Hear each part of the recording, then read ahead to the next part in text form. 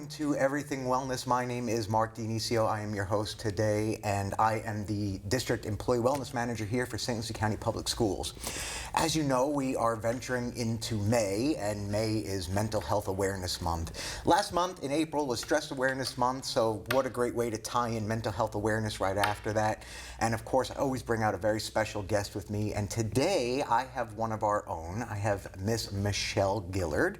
And Michelle, I'm going to go over, I wrote down your title because it's pretty extensive, and then I'll just have you briefly introduce yourself. Okay. So you are the Coordinator of Mental Health, Psychology, and Social Services here? Correct. Okay, Correct. I wanted to make sure I got that right. So if you could just kind of give me a brief background about yourself and what you do here for the district. Sure. So actually I started here as a school psychologist, so that really is my background. Oh, nice. I am currently, as you said, the coordinator for our mental health programs and psych services, social services, and really what that means is overseeing our mental health programming and school psychology programs. Okay. So we have 11 school-based mental health counselors on our team.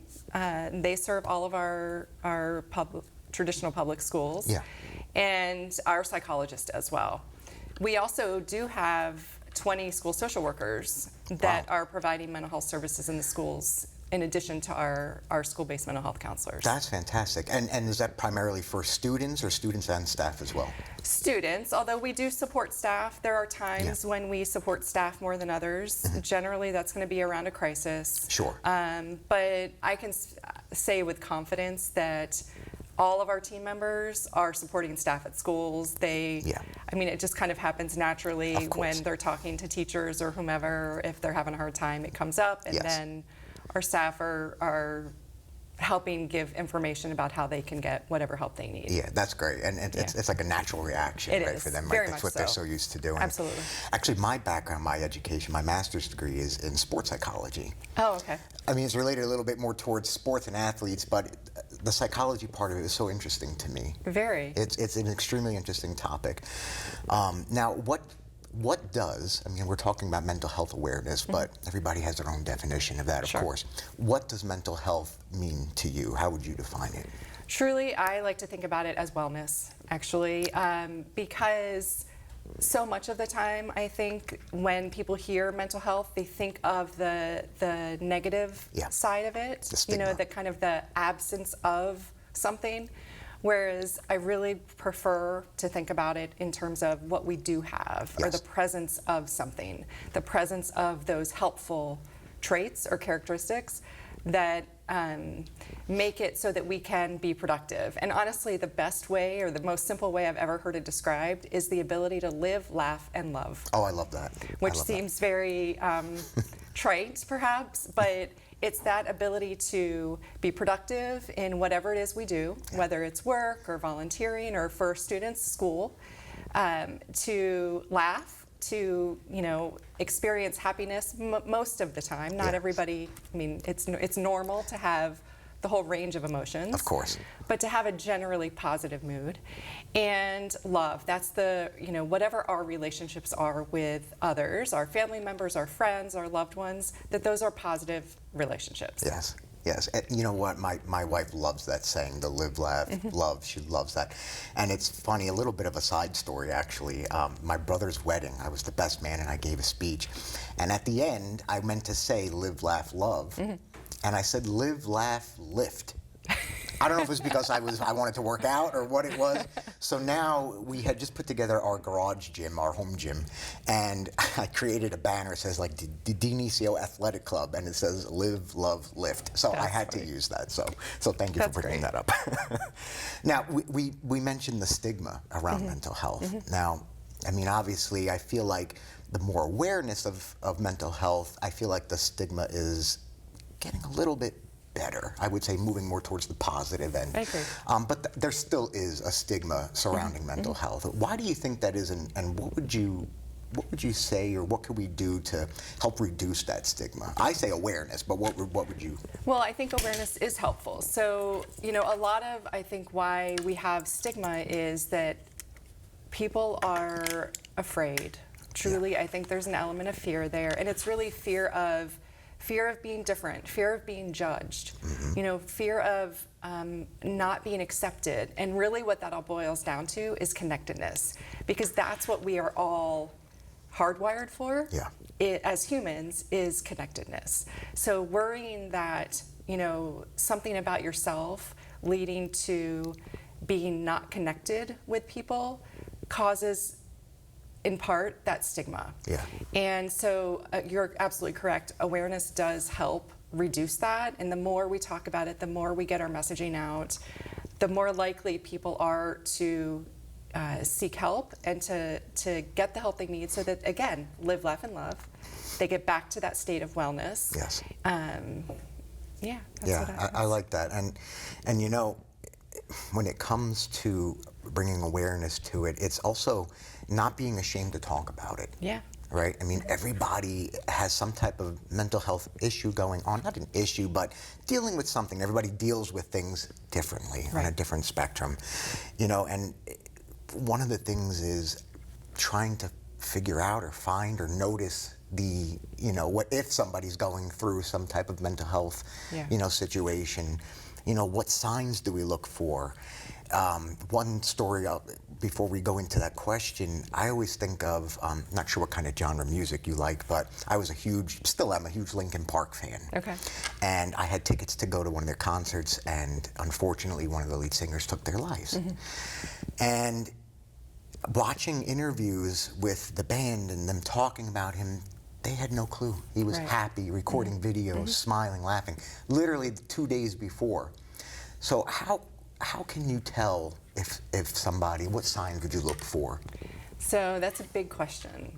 There are lots of different signs and symptoms of a mental health challenge. And actually, we teach about this in a class that we offer here in the school district called Mental Health First Aid. And one of the most important signs or symptoms that we teach about is changes. And just like you just talked about with noticing, that's really one of the most important things to do, is notice or pay attention to big changes.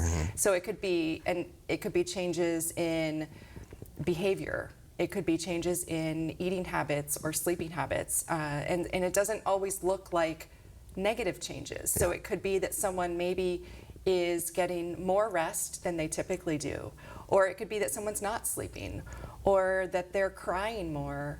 It could also be that maybe it's a person who has presented with a lot of negative symptoms, crying, isolation, and then all of a sudden things seem okay. Any kind of big change, that's what we want to pay attention to. Okay, yeah, that makes sense. That makes total sense. Now, what about any self-care roles or whatnot? What would you say, or maybe you have a routine that you do for self-care? What would that be?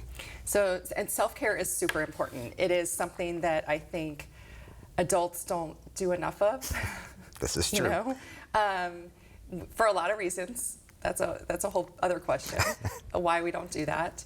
But self-care is critical. It really is. And again, a phrase that I use, and I talk about this with my colleagues and my friends and in our class that we teach, is you can't pour from an empty cup, right? Oh, I like that. If you don't have something, you can't turn around and give it to somebody else. So That's right. For those of us, especially in education, that we are constantly, literally for our jobs, giving to other people, teaching children. Yes. We have to have that in us before we can turn around and give it to them. Oh, yeah. So we have to be able to take care of ourselves, and not just in those moments when we're feeling stressed out or, there are difficult moments, but kind of all the time, so that we are regulated, essentially. And self-care has to really be, it's very unique. It has to be meaningful, it has to be interesting. You have to like it. Of course. In order to be able to practice and do it all the time. Yeah. What do I do for self-care? I try to work out every day. So I'm not going to say I love it every day.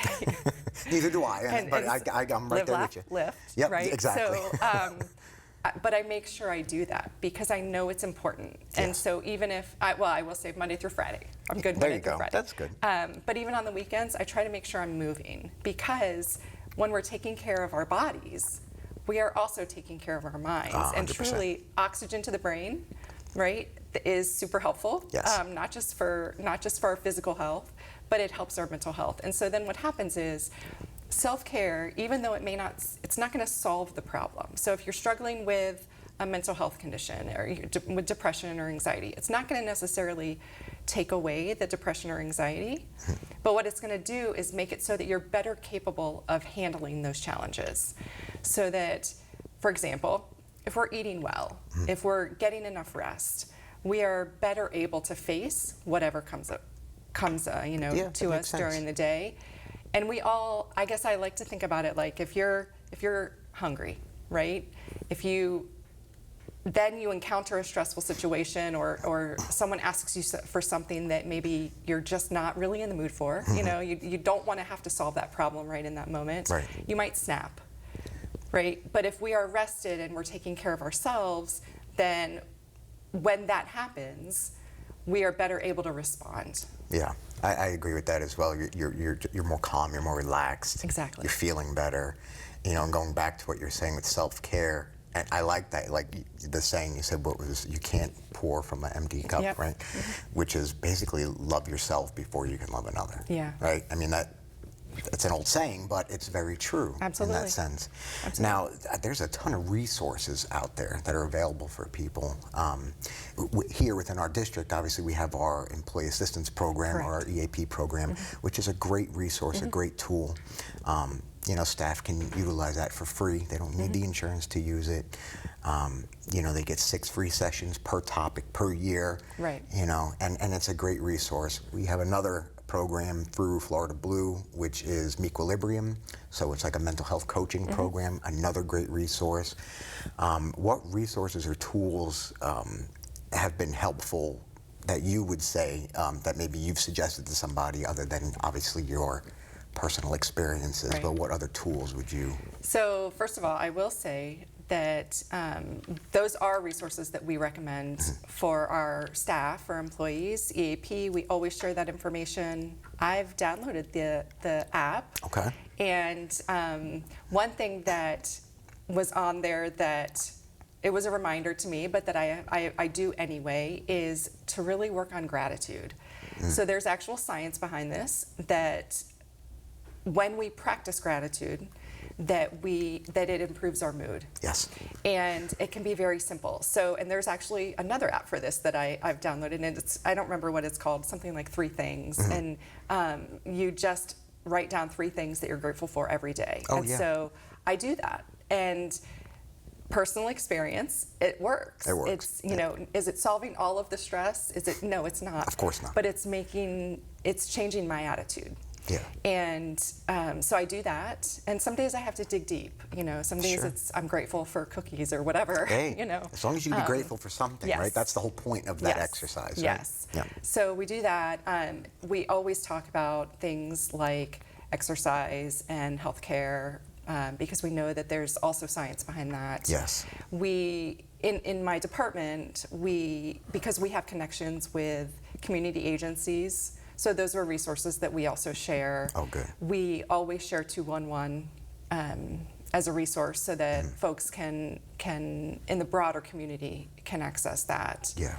Now 211, what can you explain what that Yep. is? So 211, just by dialing 211, it's a resource line, and you can get information about just about anything you would want to get information about. Healthcare, mental health care, child care, restaurants, just you name it, anything in the community, and you literally just dialed 211. That's fantastic. Yep. That's really good. Now, one thing I would say, like, how can we foster more open and honest conversations about mental health, especially within our communities? The 211, that's a great tool. It's resourceful for the whole community, like you Right. said. But what would you say would be a good way to foster more open and honest conversations? I think truly by creating space and allowing space for it. So having opportunity for folks to be able to talk about whatever it is they need to talk about. In our mental health first aid class that we teach, youth mental health first aid, one of the most consistent pieces of feedback we get from those who attend, from our participants, is that they just liked the opportunity to be able to talk about the topic. I like that. It gave space for that. Yeah. They tell us they like the information and that it's very helpful, But what we've noticed over the years that we've been teaching that is that people just want to talk. Yes. And so truly it's just creating that space for the opportunity. And it looks different, depending on where you are, whether you're at work or you're at home. I think it's important when we're in our personal lives that if someone wants to talk about it, you give them time and listen. Absolutely. Listening is one of the best things we can do. Absolutely. And sometimes it's tough for friends and family. Friends and family, they don't want to cross certain boundaries. Some family, there's no hair on their tongue. They'll just ask and tell you whatever, which is fine. One of the things that I like to do is just, even if you don't notice the signs, or maybe you do notice the signs, is just ask a simple question. And it's literally, how are you doing today? And sometimes that opens the door to that conversation, and it'll let that person talk. And like you said, sometimes it's just about talking. So, asking that question is, I think, the first step to open up that door for that conversation. But when it comes to friends and family, what would make it maybe easier for them, or what suggestions would you have for them to elicit those conversations, to say, like, it's okay to talk to your friends about certain things, and it's okay to, if you're family, to point things out? What would you say? I think it's what you said earlier about noticing. So one of the most powerful statements, I really believe, is just, I notice. It's really paying attention, because sometimes we don't even know, or we're not aware of what's going on with ourselves, Yes, right? that's so true. We get very busy with all the various commitments that we have, and we may not stop to think, I'm feeling this way or I'm feeling that way. We just are trying to get through our days, Yes. kind of, go through the motions. So I think really paying attention, if you have a friend or a family member, a loved one who, again, you notice something's just off, pointing that out and just say, and how are you is great. So is, I noticed that you just look a little bit different these days, or I noticed that I haven't talked to you in a few weeks. Is there something going on? Yeah. Things like that are really powerful statements. Absolutely. Just opening the door. Exactly. And of course, it's the approach as well, right? I mean, there's certain ways that you have to approach people. And, and of course, if they're friends or family, I would imagine you would understand and know their personality traits and whatnot, and realize that you can approach them a certain way, especially from a friend or family point of view. When it comes to somebody that you don't really know, that they might just be talking to you, you obviously have to not play, but you have to know how. You have to look for certain, signs and things that you have to be a little bit more, again, not on edge, but know how to talk to that person. Right. You have to know your role. You have to know your role, exactly, absolutely. Now, one thing we mentioned before is that physical health, right? And of course, I'm a huge component of that, or it's just something that I love and I enjoy. Not every day, like we said, because some days it's harder than others. You're a little tired, especially if you have a busy schedule. But it definitely has an effect as far as releasing good positive endorphins. Yes. Even when you don't really feel like doing it, and you just kind of break that barrier and you go and you do it, it's really beneficial for most people. For me, I use it as an outlet. I enjoy it. It's my separation time.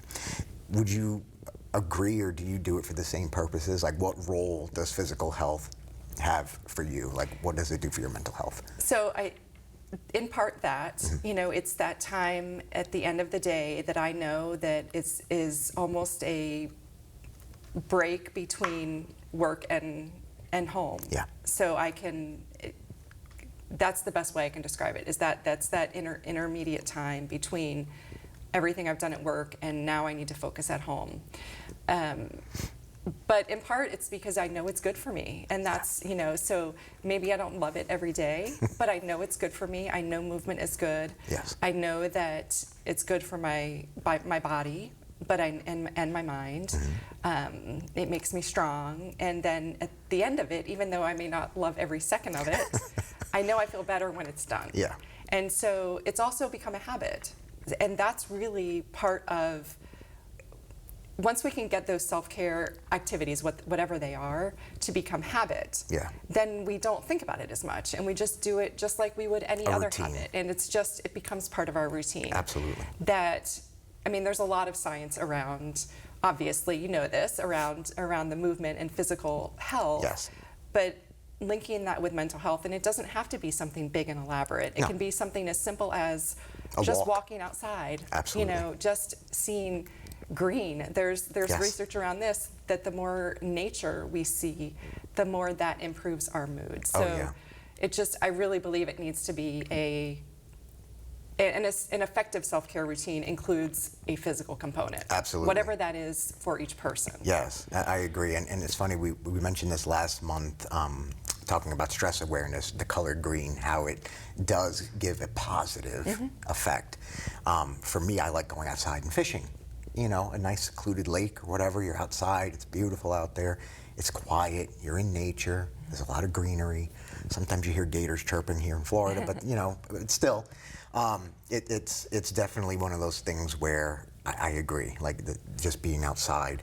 And then another thing too, going back to the physical health, is you do have to listen to your body. Now I know I said, on Yes. days where you don't really feel like it and you go in and you kind of break through that barrier and you feel good, there's also a point where it's like, if your body's telling you you need rest, Yes. it's important to do that.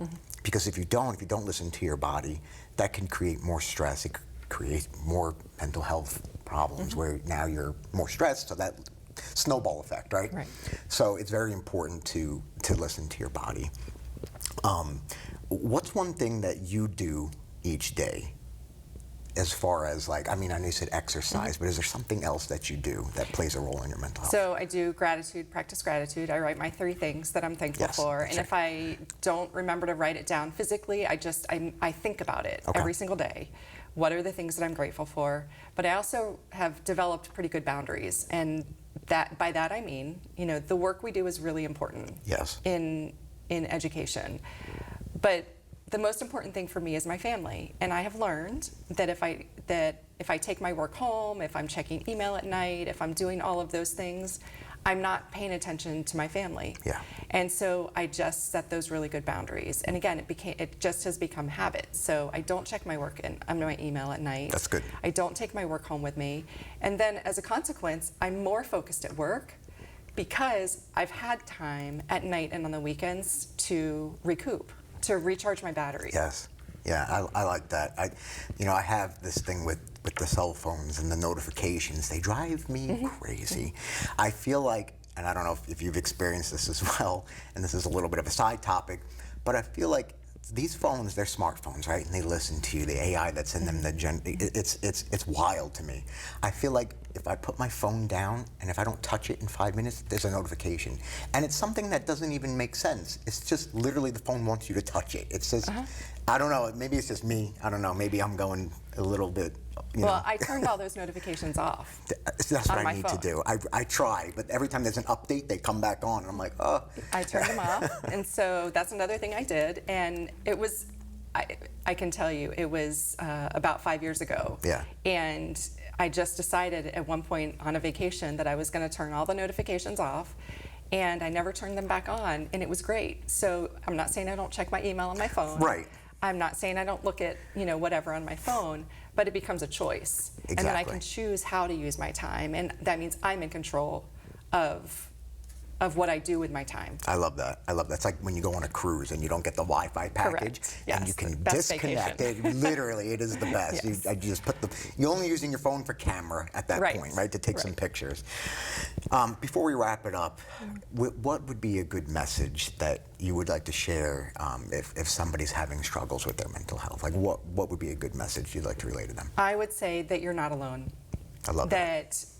We sometimes think that we're the only ones that feel like this, and that's just not true. There are lots of people out there that are struggling, and it's just a matter of getting the help that we need. And Yeah. so that's what I would say is you're not alone.